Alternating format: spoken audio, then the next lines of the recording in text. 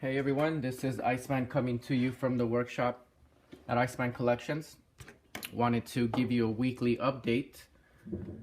This week, still working on the two Blazers. Was able to get a little bit of work done.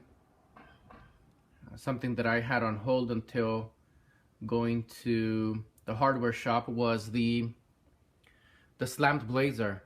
And so I did get O-rings like I had mentioned I was going to before. They've been placed here, top of the axle. Basically what I did was I just created some brackets, as you can see here, and I basically stacked two of them, one on top of the other. And so they're just right now mocked up, but you can see them there. Obviously, if they were to be inflated, they'd push the entire chassis up. They're just there for mock-up purposes, like I said, but those are the small platforms there. You can see them here and right there. And so what I did is I bought these O-rings. There's the size in case some of you are interested in getting them. About 79 cents a piece for a pair at Lowe's. I did buy enough for me to have in stock for future builds.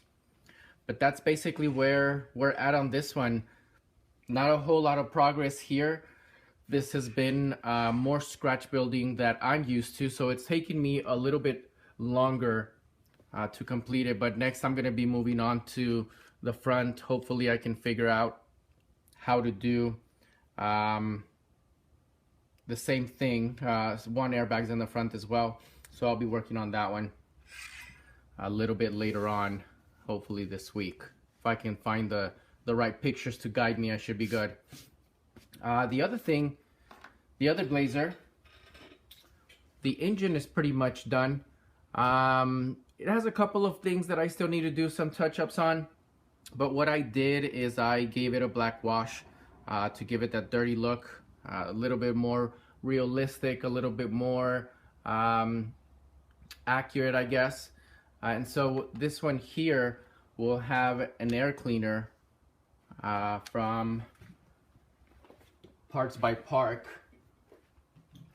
And so just get this here to balance it. So this is what it'll look like there, more or less. A little bit of sanding that needs to be done so that it levels out. But these Parts by Park air cleaners are really something. I've always been a fan of them. I do have a couple in stock, but they look amazing on a lot of the builds that I've used them on. You can polish these out because they are stainless steel, so they look wonderful, even on some of the show cars that I've seen them used on. So that's the engine. A couple more updates needed, like I said. Here's the body. So on the body, sprayed a little bit more sienna here and there, and then I went with light layer of the original yellow. The tailgate is in place as well, received the same type of treatment. Have to see if I'm going to be doing the letters a different color. We'll see yet, still have to decide on that. The interior received similar treatment. A lot of detailing still needs to be done on this one. Probably be flocking the front of the cab here. Have to detail a lot of the door handles here. But this one for the most part is, at least it's getting some work done. The other thing that I did finish is the chassis, or not finished, but at least it received a coat of steel. So the steel color is from Alcalad, and I really like the way that it came out. It's pretty smooth. My homemade front springs over here look decent.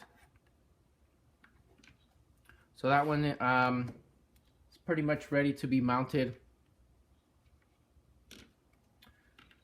And then finally the tires, or not the tires, but the rims. I did decide to paint them from what they were. And so what I did with these is, of course, for Alcalá, they have to be gloss black. So I did do that. Some of you might have seen them in flat black. But these received the gloss black. Then I went with stainless steel. Then a light coat of dark aluminum. And then finally, to get rid of the shine, I did gunmetal all over them. And so they look pretty good. I think the color will go just fine on those wheels. Not shiny, but not dark either. So I'm happy with the way those look. Had to start working on buffing out the wheels, or not the wheels, but the tires this time, making them a little bit used.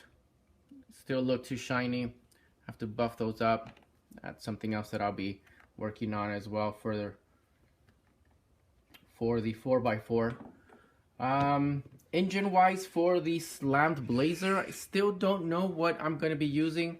I started putting together an LS1 from a 97 Corvette, I believe, and I just don't feel that it will go well. So one of the other options that I've been thinking about is this one here.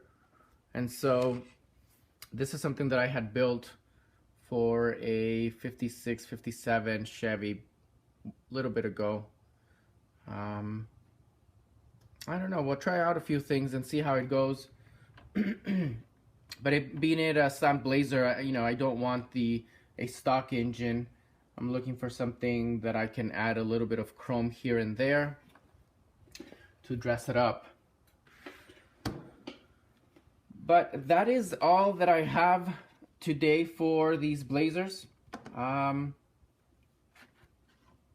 to continue to work on them over the weekend, throughout next week, hopefully, if I have some time. I have a busy week next week coming back from vacation at work, so we'll see if time allows, but there will be a couple of advances here and there. But other than that, guys, that's it for the updates. The other thing that I wanted to mention is I just received a huge collection, or I'm in the middle of receiving huge collections. Boxes are still coming in, but for those of you Pro Mod, Pro Stock, Pro Street fans, the next couple of weeks I will be listing many kits that include all of the parts for the Pro Mod projects, but it'll include a separate body. A lot of those are resin bodies from what used to be Flashpoint Motorsports. I'll show you guys a couple of pictures of those in just a minute. A few from Flintstone, a few from R&R, RMR. There's a lot of different companies that these resin kits come from. A huge collection that I've acquired. So if you're a fan and you go to my eBay store, Iceman Collections is the store name, and Iceman-555 is the seller name. You will find some of these already listed. Some of them are resin, some of them are just projects. So again, all Pro Mod, Pro Street, Pro Stock parts, and then you'll have a separate body that you'll be able to just throw on top. And then there's also a lot of other kits, some sealed ones, just a variety of things. So again, Iceman Collections is the name of the store.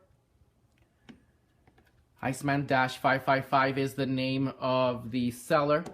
But if you're interested in buying a kit, cool. If not, continue to follow me here. I will continue to update you on those kits.